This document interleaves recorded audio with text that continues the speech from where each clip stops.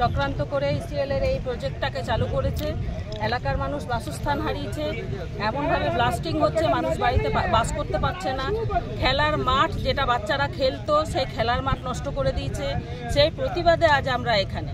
আমাদের এলাকার মানুষের কোনো কর্মসংস্থান নেই। আমাদের ডিমান্ড, আমাদের এলাকার মানুষের কর্মসংস্থান চাই, পুনর্বাসন চাই। এই যে মানুষগুলোকে ঘর ছাড়া করে দিচ্ছে, কতদিন থেকে এখানে মানুষ বসবাস করে আছে, তাদেরকে পুনর্বাসন দিতে হবে।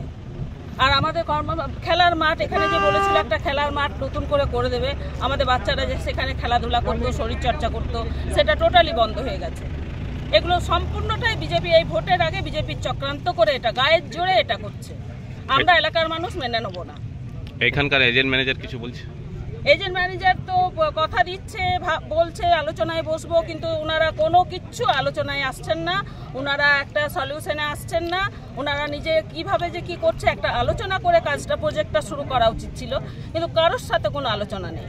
নিজের ইচ্ছাতেই ওনারা কাজ চালু করেছেন, জোর জুলুম দেখাচ্ছেন। এটা সম্পূর্ণটাই বিজেপির চক্রান্ত। কতদিন বন্ধ থাকবে?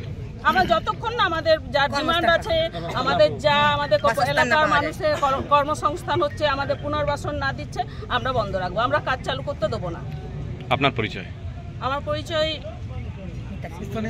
আমি স্থানীয় বাসিন্দা, আমার নাম মিতা বাউরি।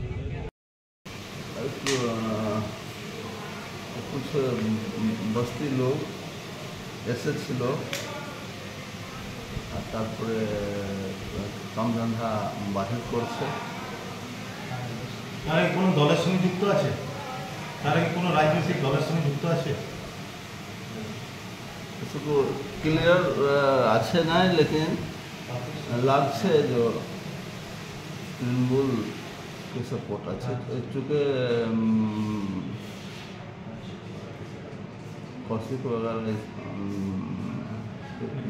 देखलो, कौशिक मंडल के देखलाम, तो লাগছে যে पार्टी के सपोर्ट। কি বলছিল ওরা? ওদের ডিমান্ডটা কি ছিল? ডিমান্ড দেবে, লিখে দেবে না, মুখের বলে কি হবে? তখন কি লিখিত কি দেয়নি এখনো? আমাকে তো ওইটা বলাচ্ছে না। আচ্ছা, কাজ কি বন্ধ করে দিয়ে যাবে? হ্যাঁ, তৎকাল তো বন্ধ আছে। দেখুন, আমাদের যে সিঁদুরিতে গ্রামবাসীরা এটা বারবার মানুষ বন্ধ করছে, বারবার ইসির কাছে যাচ্ছে, এবং গ্রামবাসী মিলে আমাদের কাছে পঞ্চায়েত একটা চিঠিও করেছে এর জন্য। তো আমরাও সেই ইসির কাছে জানতে চাইছিলাম, ওনাদের অনেকগুলো দাবি রয়েছে, সেই পুনর্বাসন থেকে শুরু করে বিভিন্ন ধরনের দাবিগুলো তারা শুনতে চাইছে না। এখন শুরু করেছে কি, এত ব্লাস্টিং করছে, মানুষ যেগুলো রয়েছে ঘরগুলো যে কোনো মুহূর্তে ফেটে পড়ে যাবে, ধসে যাবে, যে কোনো মুহূর্তে দুর্ঘটনা ঘটবে, তো মানুষের বিরাট একটা ক্ষয়ক্ষতি হবে।